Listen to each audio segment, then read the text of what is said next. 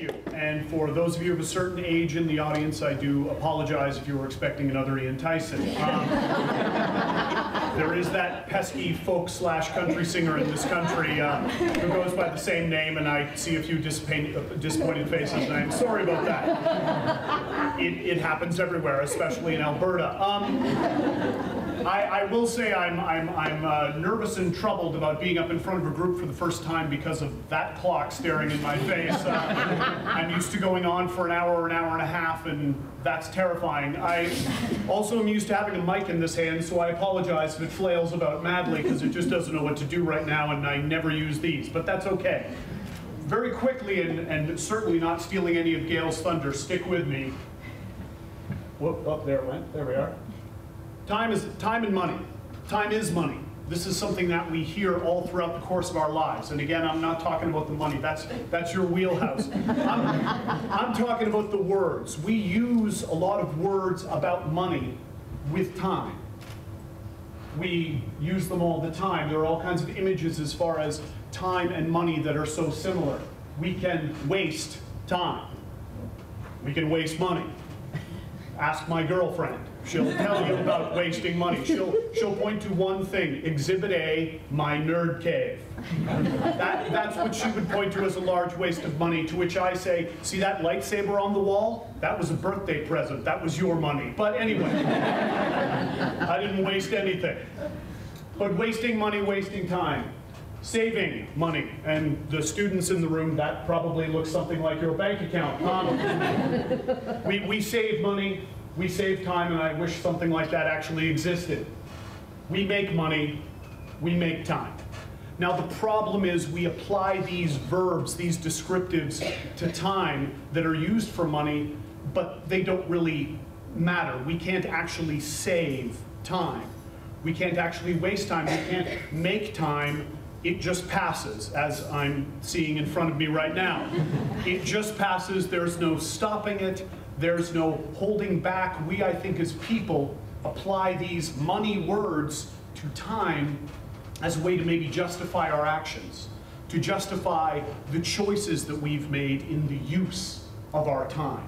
It allows us some modicum of control, but it's an illusion. And when you speak about choice as a way for us to justify the choices we've made with what we've done with our time, I read an interesting statistic that kind of blew my mind a little bit, and that's that the average person, and spend's a big one here as well, sorry, I missed that again, I'm not used to using slides, I just talk, but spending is a big one, and I'm going to get into that in a minute, but the average person makes 2,000 choices a day, which, and I see the looks on some of your faces, that sounds like a lot. Maybe too many, 2,000 choices in a day. But when you start to really think about the fact that a lot of those choices we do so many times, we don't even think about it anymore because it becomes a habit. I mean, you don't think about what side of the bed you get out of, especially if your bed's up against the wall, because then, you have a problem. You don't think about which sock you're putting on first. You give no thought to the choice of which hand you're going to open the cupboard with or which cereal you're going to do. It becomes automatic. You just do these things. But they are choices, and they are part of the 2,000 choices we make through the course of a day. And so the question is, what do we do with some of those choices? Because a lot of the things that we are faced with through the course of any given day as people, especially living in the Western world, can be either taken as passive or even negative because of the choice we make when we're faced with whatever that situation is. And I'm not a statistic guy, but I'm actually, for the course of the time that we have today, throwing a couple of statistics at you, that just being the first one. The other is a statistic I read about the amount of time, and I will use the word spend here carefully, the amount of time that is spent by the average person in our society, in the United States, Canada, the UK, that the amount of time we spend doing things through the course of our lives. The average person, by the time they die in the Western world, will spend 5 years in line,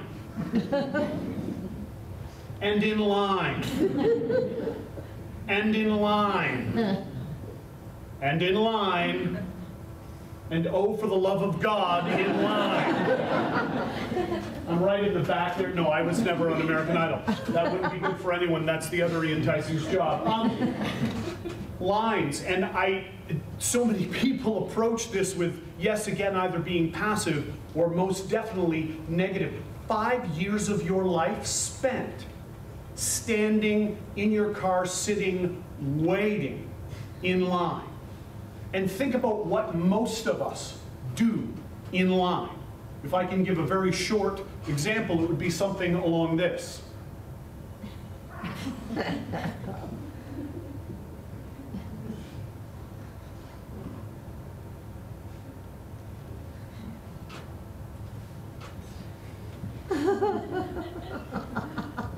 And you take your step forward. Maybe you have the buds in your ears, or maybe you're shutting the world out. For 5 years. 5 years of time spent, if that's the way we use it. We spend 6 years eating, and eating, and eating. 6 years of our lives. The astounding thing to me is we have 3 meals a day on average for our whole lives, and it's only a year more than the time we spend in line that we spend eating. 6 years. And that can be time where maybe you're just grabbing a quick meal on the road. Maybe, yes, you're lucky enough to be eating with friends or eating with family, but I have teenage daughters and I know the way some of those meals go. How was your day? Fine. What did you do? Nothing. May I be excused? And that's the meal. That's time spent, gone. It is past. We are never, ever getting it back. The average person in the Western world will spend 4 years doing housework. Cleaning, cooking, doing the dishes, vacuuming. I don't know what's going on with this baby. But 4 years of our lives doing housework, cleaning up after ourselves, after the people around us. With the possible exception of if, doing housework is your job, which some of us may feel like it is. But 4 years doing housework. Again, an activity where maybe we throw the buds in our ears. Maybe we approach it, especially when we're younger, as something negative. Oh, I've got to clean my room. And you get mad, and that's time gone. The average person in the Western world will spend, in the course of their lives, 6 months in traffic or at traffic lights, sitting in your car, waiting, angry, maybe frustrated.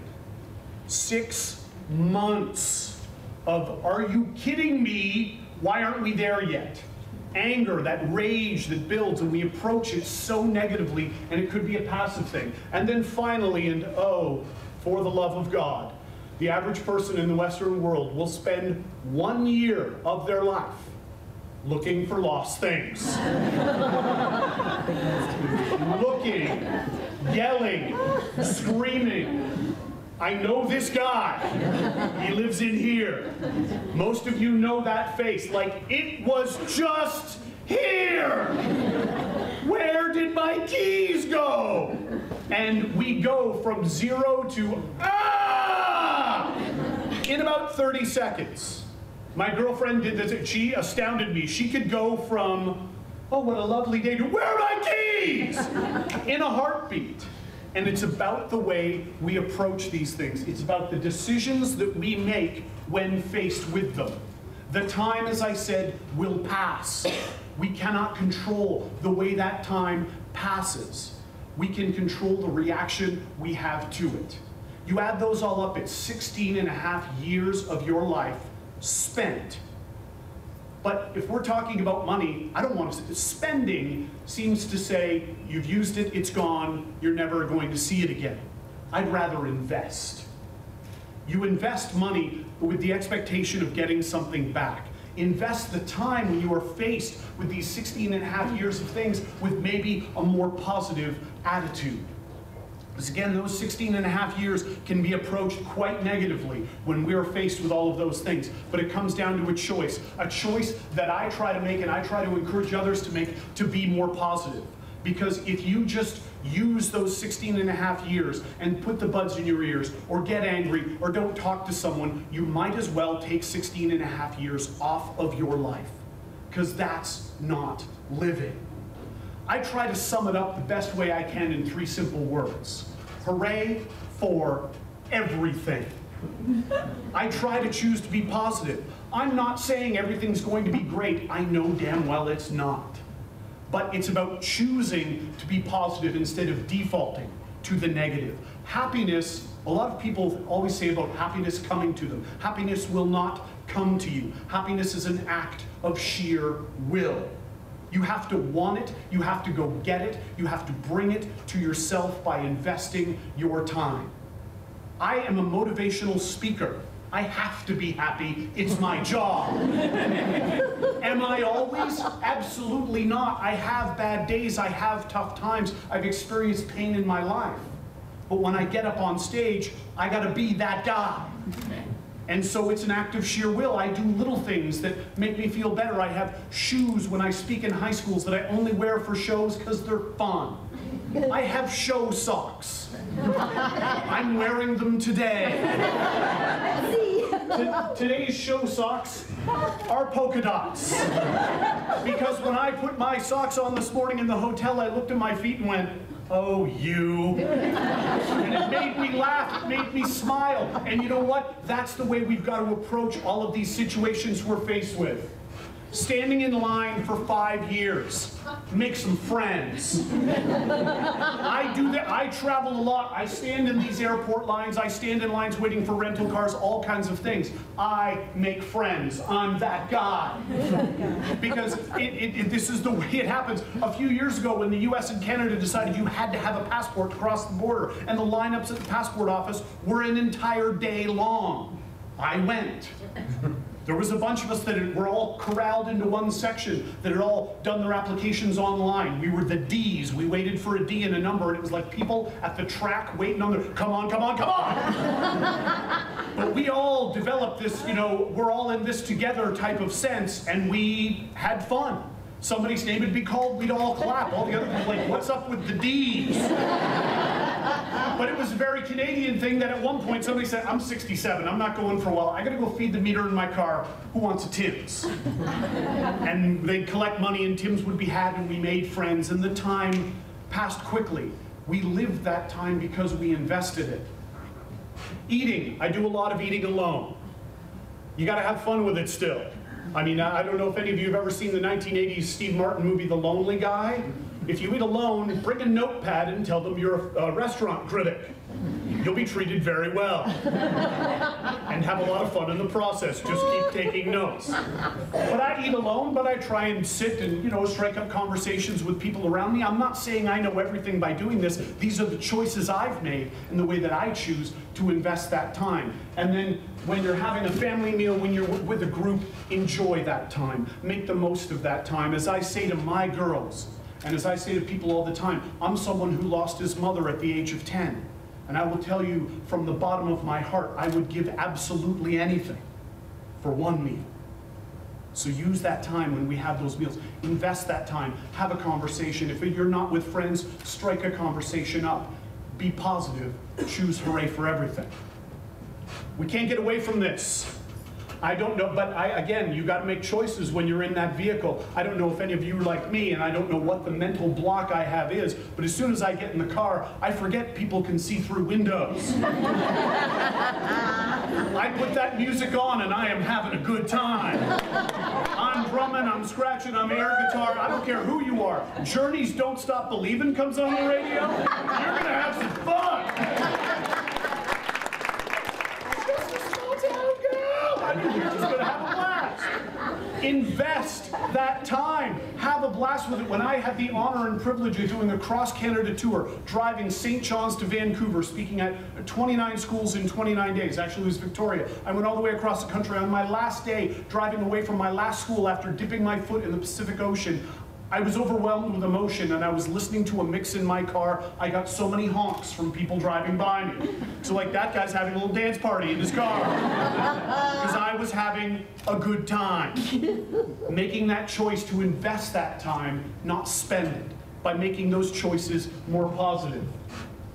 Look, if you don't do this stuff, A lovely TLC camera crew is going to show up at your door one day for an episode of Hoarders, okay? We need to clean up after ourselves. But it's about, again, making it fun. I don't know when it happened with my daughters when they were younger, but for some reason, they loved the Grosse Pointe Blank movie soundtrack.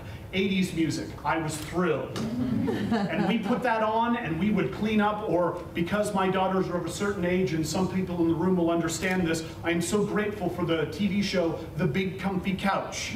Because all I had to say to them was, girls, 10-second tidy. And they would want to clean up. And we would have fun with it, and I get a lot of joy out of it, and it's great fun. Looking for lost things. Again, that is one annoying year of your life, but it's a choice. Are you going to spend that time, or are you going to waste that time, or are you going to invest that time? At the end of the day, they are things that we have lost. Credit cards can be canceled, phones can be replaced, keys can be recut.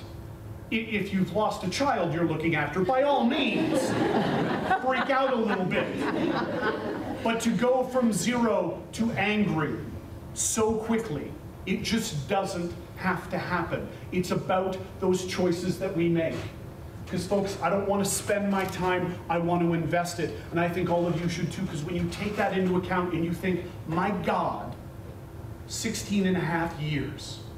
Honestly, you would just take those years off your life if you're putting buds in your ears, listening to music, shutting the world out, or going automatically to negative town, to rage, to anger. We don't have to. 3 little words. Hooray for everything. It's not going to come to you. It's not going to be presented to you. You have to want it. You have to go get it. And trust me when I say, from someone who has invested that time, oh, the dividends that get paid back, the friends you make, the stories you have. It's an easy decision, it's a choice. One of the 2,000 choices that you make through the course of the day. But I encourage you to be conscious of those 2,000 choices you're making. And maybe you're doing something where you walk by something that you know that's wrong, or you've said something that's possibly taken as negative. Think about it, be conscious of it. Don't wait for the happy to come to you, go get it. Thank you so much.